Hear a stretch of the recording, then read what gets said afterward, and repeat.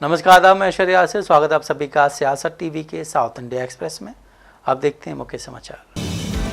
तेलंगाना के मुख्यमंत्री ए रेवंत रेड्डी ने आज केरल में वी डी सतीसन के नेतृत्व वाली यूडीएफ सरकार के शपथ ग्रहण समारोह में शामिल होने के बाद कहा है कि कांग्रेस नेता मिलकर इस लक्ष्य के साथ काम करेंगे कि भविष्य में राहुल गांधी भारत के प्रधानमंत्री बने। उन्होंने अपने एक हैंडल पर शेयर की गई पोस्ट में रेवंत ने कहा है कि केरल की उनकी यात्रा दोस्तों और सहकर्मियों के पुनर्मिलन जैसी लगी। उन्होंने हिमाचल प्रदेश के मुख्यमंत्री सुखविंदर सिंह सुक्खू, छत्तीसगढ़ के पूर्व मुख्यमंत्री भूपेश बघेल, कर्नाटक के deputy CM DK Shivakumar और तेलंगाना के डिप्टी सीएम मल्लू भट्टी विक्रमांक सहित अन्य लोगों के साथ इस कार्यक्रम में हिस्सा लिया। रेवंत रेड्डी ने कहा कि केरल का माहौल उम्मीद, उत्साह और सकारात्मक ऊर्जा से भरा हुआ था। उन्होंने आगे कहा कि जैसे जैसे कांग्रेस नेता अपने साझा राजनीतिक लक्ष्य की दिशा में काम करते रहेंगे, ये भावना और भी मजबूत होती जाएगी। तेलंगाना के मुख्यमंत्री ने यह भी विश्वास जताया कि राहुल गांधी एक दिन भारत के प्रधानमंत्री के रूप में शपथ लेंगे।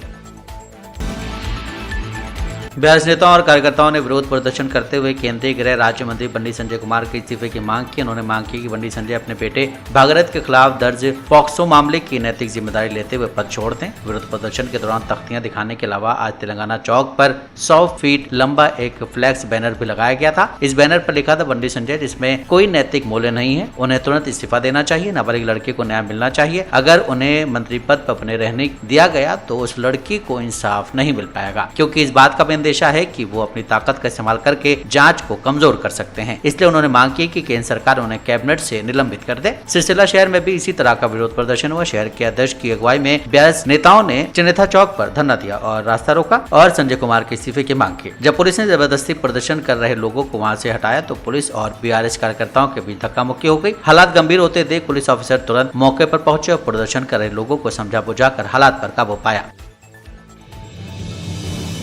सुप्रीम कोर्ट ने आज हैदराबाद में केबीआर नेशनल पार्क के आसपास के इको सेंसिटिव जोन में पेड़ों की कटाई पर रोक लगा दी। साथ ही सड़क बनाने के लिए पेड़ों को काटने के फैसले को चुनौती देने वाली एक याचिका पर नोटिस भी जारी किया है। कोर्ट ने आदेश दिया है कि पार्क के आसपास 25 से 35 मीटर के इको सेंसिटिव जोन में पेड़ों की कटाई नहीं होनी चाहिए। जस्टिस बी नागरत्ना और जस्टिस उज्ज्वल भैया की बेंच ने यह अंतिम निर्देश काजल महेश्वरी की याचिका पर सुनवाई करते हुए दिया है। काजल ने तेलंगाना हाईकोर्ट के अंतिम राहत देने के इनकार करने के फैसले को चुनौती दी थी। याचिकाकर्ता ने केबीआर नेशनल पार्क के आसपास के इको सेंसिटिव जोन की चौड़ाई को घटाकर 3 मीटर से 29.8 मीटर के बीच करने को चुनौती दी। याचिकाकर्ता का तर्क था कि इतना संग्रह बफर जोन किसी संरक्षित क्षेत्र के लिए शॉक ऑब्जर्वर के तौर पर काम करने वाले ESZ के मूल्य उद्देश्य को ही खत्म कर देता है। याचिका में यह भी आरोप लगाया गया कि निर्णय लेने की प्रक्रिया में प्रतिक्रियात्मक अनियमितताएं हुई हैं, जिसमें दावा किया गया है कि हालांकि जनता की आपत्तियां प्राप्त हुई हैं और 19,000 से ज्यादा लोगों ने पर्यावरण सुरक्षा उपायों को कम करने के विरोध में एक याचिका पर साइन किए थे, लेकिन इन चिंताओं का कोई सार्थक समाधान नहीं किया गया। याचिका में आगे यह भी आरोप लगाया गया है कि राज्य ने गलत तरीके से ये दर्शाया कि अधिसूचना को अंतिम रूप देने से पहले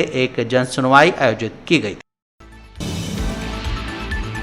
केंद्रीय कोयला और खान मंत्री जी किशन रेड्डी ने कहा है कि अगर देश की मतदाता सूची में किसी रोहिंग्या या बांग्लादेशी का नाम पाया जाता है तो उसे हटा दिया जाना चाहिए। उन्होंने सभी राजनीतिक दलों से आग्रह किया है कि वो बूथ स्तरीय एजेंट नियुक्त करें और SIR प्रक्रिया के दौरान चुनाव आयोग के साथ सहयोग करें। एक प्रेस कॉन्फ्रेंस को संबोधित करते हुए रेड्डी ने कहा कि भारतीय नागरिक को छोड़कर अन्य देशों के नागरिकों के नाम मतदाता सूची से हटा दिए जाने चाहिए। उन्होंने भरोसा दिलाया कि बीजेपी के बूथ स्तर के एजेंट SIR प्रक्रिया में शामिल चुनाव आयोग के अधिकारियों को पूरा सहयोग देंगे ताकि ये सुनिश्चित किया जा सके कि मतदाता सूची में शामिल किसी भी गैर भारतीय का नाम हटा दिया जाए। कांग्रेस पार्टी पर हमला बोलते हुए उन्होंने पूछा है कि जब पश्चिम बंगाल में SIR प्रक्रिया के दौरान अवैध बांग्लादेशी मतदाताओं को हटाया गया तो राहुल गांधी उनकी पार्टी को तकलीफ क्यों महसूस हुई। बांग्लादेश हो या रोहिंग्या हो, जो कोई भी हमारे देश में अवैध रूप से रह रहा है, अगर उसका नाम वोटर लिस्ट में मिलता है तो उसे हटा दिया जाना चाहिए। हालांकि राहुल गांधी SIR का विरोध करते हैं, लेकिन मुझे बूथ स्तर के कांग्रेस कार्यकर्ताओं पर भरोसा है। मैं उनसे अनुरोध करता हूँ कि वो SIR के दौरान EC के साथ सहयोग करें ताकि फर्जी वोटों को हटाने में मदद मिल सके।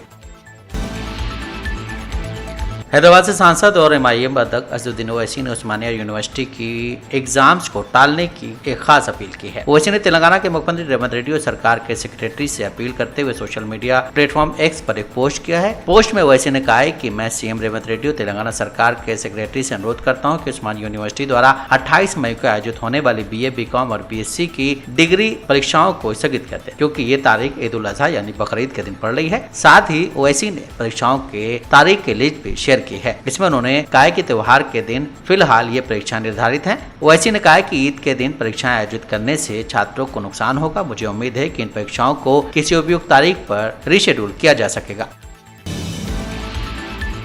पश्चिम एशिया संकट के बीच केंद्रीय पेट्रोलियम और प्राकृतिक गैस मंत्री हरदीप पुरी ने कहा है कि पश्चिम एशिया में युद्ध शुरू हुए अब 80 दिन होने वाले हैं। पिछले 4 सालों में रूस और यूक्रेन के बाद ये दूसरा बड़ा युद्ध है। भारत एक ऐसा देश है जहां कच्चे तेल, पीएनजी और एलपीजी की कोई कमी नहीं है। हमारे देश के प्रधानमंत्री ने इस मामले में सही समय पर फैसला ले लिया है। उन्होंने कहा कि हम वाराणसी में एलपीजी कनेक्शन को पीएनजी में बदलना चाहते हैं। दिशा की दूसरी बैठक है जिसमें मुझे भाग लेने का सौभाग्य मिला। सारी जो डिस्ट्रिक्ट की में योजनाएं जो इम्प्लीमेंट होती है उसकी रिव्यू डीएम साहब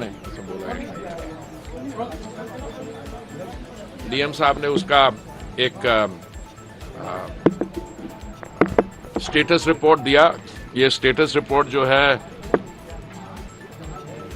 120 पेज की है, जिसमें सारी योजनाएं में इम्प्लीमेंटेशन कितनी हुई है, जहां कुछ कमी है उस पर चर्चा हुई। इसके अलावा जो माननीय विधायक और सांसद हैं हमारे कोलीग्स, उन्होंने कुछ नए मुद्दे, कुछ ऐसे विषय हैं जो पहले जिनके बारे जिक्र हुआ था यहाँ पे, जिस पे थोड़ी डिस्कशन हुई थी, उस पे एक्शन लेना है। तो हमने कुछ अच्छे निर्णय लिए हैं। एक हमने ये कहा कि जो भी यहाँ पे पॉइंट्स उठाए जाते हैं मिनट्स में तो आएंगे ही, जो इशू होगा किस योजना के बारे में, उसके अलावा एक चेकलिस्ट भी होनी चाहिए कि ये उच्च उठाए जाए। जैसे किसी पिछली मीटिंग में ये कहा गया कि एक ग्रामीण क्षेत्र में एक स्थान ऐसा है जहाँ पे दुर्घटना एक्सीडेंट ज्यादा होते हैं, तो वो क्या जो NHAI के रिप्रेजेंटेटिव उन्होंने ये बताया कि हमारा एक सड़कों पे सेफ्टी ऑडिट चल रहा है। तो हमने कहा कि उस चेक करिए, उसमें अगली बार ज़्यादा स्पेसिफिकली बताइए। और हर ये दिशा कमेटी की मीटिंग हर 2-3 महीने में करेंगे, इससे साल में 3-4 कमेटी की मीटिंग्स हों। और मुझे ये खुशी है कि जो एटमॉस्फेयर है बहुत कोऑपरेटिव रहा। ये हमारे मित्र लोग हैं समाजवादी पार्टी के, वो कहते हैं लड़ाई दिल्ली में करेंगे। मैं दिल्ली में भी लड़ते नहीं है हमसे, वैसे देखा जाए तो हमारी वो खिंचाई करने की कोशिश करते हैं थोड़ी सी, पर कुछ हमारी तरफ से चिंता के विषय हैं। आप देखिए ये जो वेस्ट एशिया में युद्ध चल रहा है, आज करीब उसके कितने 80 दिन होने वाले हैं। ठीक है, 28 फरवरी को ये युद्ध की केरला में विधानसभा चुनाव के नतीजे आने के 2 हफ्ते बाद यूडीएफ सरकार का गठन हो गया। वी डी सतीशन केरल के नए मुख्यमंत्री बन गए। राज्यपाल ने उन्हें मुख्यमंत्री पद की शपथ दिलाई है। कांग्रेस की अगुवाई वाली यूडीएफ सरकार का शपथ ग्रहण समारोह तिरुवनंतपुरम के सेंट्रल स्टेडियम में हुआ। सतीशन के अलावा 20 और विधायकों ने मंत्री पद की शपथ ली है। मुख्यमंत्री के अलावा IUML के 5 विधायकों ने भी मंत्री पद की शपथ ली है। केरल में मुस्लिम लीग कांग्रेस की अहम सहयोगी पार्टी है, जिसके पास 22 विधायक है। केरल की नई सरकार के शपथ ग्रहण में कांग्रेस अध्यक्ष मल्लिकार्जुन खड़गे, लोकसभा में नेता विपक्ष राहुल गांधी और वायनाड से सांसद प्रियंका गांधी वाड्रा भी शामिल हुए। वी डी सतीशन के शपथ ग्रहण के साथ ही केरल में CPIM के दिग्गज नेता पिनराई विजयन के एक दशक लंबे शासन का औपचारिक रूप से अंत हो गया है। दिवंगत पूर्व मुख्यमंत्री ओमान चांडी के नेतृत्व में कांग्रेस के आखिरी बार सत्ता में आने के 10 साल बाद कांग्रेस नेतृत्व वाला UDF सरकार में लौट आया है। कांग्रेस अध्यक्ष मल्लिकार्जुन खड़गे ने इस मौके पर कहा कि केरल की ऐतिहासिक जीत है और हम सभी को इसकी बहुत खुशी है। उन्होंने कहा कि केरल के लोगों के लिए बहुत खास दिन है, क्योंकि 10 साल के बाद UDF सत्ता में आ रही है। LDF का 10 साल का शासन जनता ने अस्वीकार कर दिया है। अब ये हमारी जिम्मेदारी है कि केरल के लोगों को अच्छी सरकार दें। साथ ही आपको बता दें कि हाल ही में केरल विधानसभा चुनाव में UDF ने जबरदस्त वापसी करते हुए 140 सदस्यों वाली विधानसभा में 102 सीट जीती, जबकि अकेले कांग्रेस ने रिकॉर्ड 63 सीटें हासिल की हैं, जो राज्य में अब तक का सबसे बेहतरीन प्रदर्शन है। वी डी सतीशन के केरला के मुख्यमंत्री के रूप में शपथ लेने पर बीजेपी नेता सैयद शहनवाज हुसैन ने कहा कि केरल में मुस्लिम लीग कांग्रेस की सरकार बन रही है। मुस्लिम लीग के दबाव में कांग्रेस ने वी डी सतीशन को चुना। कांग्रेस सरकार में सिर्फ नाम की होगी, जबकि असली सत्ता मुस्लिम लीग के हाथों में होगी। नई बनी सरकार में काफी अंदरूनी कला है। मुस्लिम लीग ने अहम मंत्रालय अपने कब्जे में ले लिए हैं, क्योंकि वो अपना एजेंडा चलाना चाहते हैं। देखिए, केरल में आज मुस्लिम लीग कांग्रेस की सरकार बन रही है। कांग्रेस के कई उम्मीदवार थे, रमेश चन्नथल्ला, KC वेणुगोपाल और कई थे, लेकिन वहाँ खाता न बही, जो मुस्लिम लीग कहे वो सही। मुस्लिम लीग के दबाव में कांग्रेस ने वी.डी. सतीशन को मुख्यमंत्री बनाने उम्मीदवार बनाया और वो शपथ लेने जा रहे।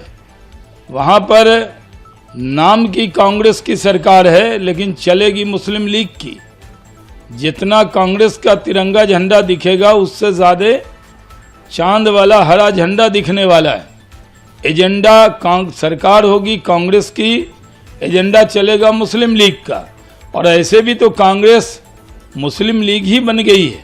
अब ये कांग्रेस आई नहीं है, कांग्रेस एम है, मुस्लिम लीग कांग्रेस। तो ये मुस्लिम लीग और कांग्रेस के बारे में जो हम लोग बोलते थे, एग्जैक्ट उसी की सरकार आज शपथ ले रही है। भारी उठापटक है, जूतम पहजार है, एक दूसरे के लिए मन में द्वेष है।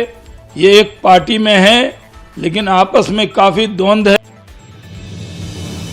तमिलनाडु की राजनीति में जुबानी जंग तेज हो गई। विजय की ऐतिहासिक जीत के बाद अब डीएमके ने पलटवार करना शुरू कर दिया। डीएमके के सीनियर नेता और तिरुचेंदूर से विधायक अनीता ने मुख्यमंत्री विजय और उनके पार्टी टीवीके की गठबंधन सरकार पर तीखा हमला बोला है। राधाकृष्णन ने दावा किया है कि विजय की सरकार 6 महीने भी नहीं चलेगी। उन्होंने ये भी कहा है कि पूर्व मुख्यमंत्री एम.के. स्टालिन जल्द ही सत्ता में वापसी करेंगे। राधाकृष्णन ने जोर देकर कहा है कि हमारे स्टालिन ही अगले मुख्यमंत्री होंगे। अगले 4 से 6 महीनों के भीतर वो फिर से कमान संभालेंगे। राधाकृष्णन ने टीवीके नेता आगव अर्जुन को खुला चैलेंज दिया है। उन्होंने कहा है कि अगर हिम्मत है तो अपने विधायकों से इस्तीफा दो, मैं भी देता हूं, जाओ मेरे गढ़ तंदुपुर में भी चुनाव लड़कर देखो। कोलाथुर सीट पर स्टालिन के हार का जिक्र करते हुए राधाकृष्णन ने कहा है कि स्टालिन ने कोलाथुर को सिंगापुर जैसा बना दिया था। उन्होंने स्टालिन को अगली बार त्रिची से चुनाव लड़ने की सलाह दी। अपनी बात रखते हुए राधाकृष्णन ने कोलाथुर के मतदाताओं के प्रति नाराजगी जाहिर की। इस तीखे हमले पर फिलहाल मुख्यमंत्री विजय के ऑफिस, उनकी पार्टी टीवीके या नेता की तरफ से कोई भी आधिकारिक प्रतिक्रिया नहीं दी गई है। गौरतलब है कि अप्रैल में हुए चुनाव में अभिनेता से नेता बने विजय की पार्टी टीवीके ने शानदार जीत हासिल की थी, जिसमें एम.के. स्टालिन को अपनी पारंपरिक सीट से हार का सामना करना पड़ा था। ईंधन की कीमतों में हालिया बढ़ोतरी को लेकर देश के प्रधानमंत्री नरेंद्र मोदी और सरकार की आलोचना करते हुए कांग्रेस अध्यक्ष मल्लिकार्जुन खड़गे ने उन पर दूरदर्शिता की कमी का आरोप लगाया और कहा है कि वो देश में महंगाई बढ़ा रहे हैं। उन्होंने ये भी दावा किया है कि केंद्र सरकार ने पेट्रोल और डीजल की कीमतें बढ़ाने में तब तक देरी की जब तक कि 4 राज्यों और 1 केंद्र शासित प्रदेश में विधानसभा चुनाव पूरे नहीं हो गए। ऐसा उन्होंने बीजेपी की चुनावी संभावनाओं पर पड़ने वाले असर के डर से किया है। उन्होंने कहा है कि अगर मोदी ने चुनाव से पहले ऐसा किया होता तो उन्हें इसके असर का पता चल गया होता। ये समझते हुए कि कीमतों में बढ़ोतरी का असर चुनाव में उनकी पार्टी पर पड़ेगा, उन्होंने इतने दिनों तक ये जानकारी छिपा कर रखी। अब चुनाव के ठीक बाद पेट्रोल और डीजल और गैस की कीमतें बढ़ा दी गई हैं। डीजल और पेट्रोल के दाम इतने बढ़ा रहे हैं, मोदी जी अगर यही इलेक्शन के पहले करते तो मालूम होता। उन्होंने ये बातें सब छुपा के रख के, इन्फ्लेशन अगर इसका इफेक्ट अगर लोगों पे पड़ा तो इलेक्शन में, चुनाव में इसको बहुत बड़ा उनको धक्का होगा। इसीलिए उन्होंने ये किया कि इलेक्शन के इमीडिएटली बाद में पेट्रोल, डीजल, गैस सबके दाम बढ़ाए। तो इससे ये दर्शाता है कि 4 साइटेडनेस हमारे बीजेपी को, सरकार को, मोदी साहब को नहीं है। तो हम इस सवाल को उठाएंगे और आज देश में जो इन्फ्लेशन है उनके वजह से बढ़ रहा है। गरीब को भी आज जो मिलना चाहिए अच्छी चीजें वो मिल रही। साउथ इंडिया एक्सप्रेस यहीं समाप्त होता है। मुझे दें इजाजत। बाकी खबरों के लिए आप बने रहें सियासत टीवी के साथ।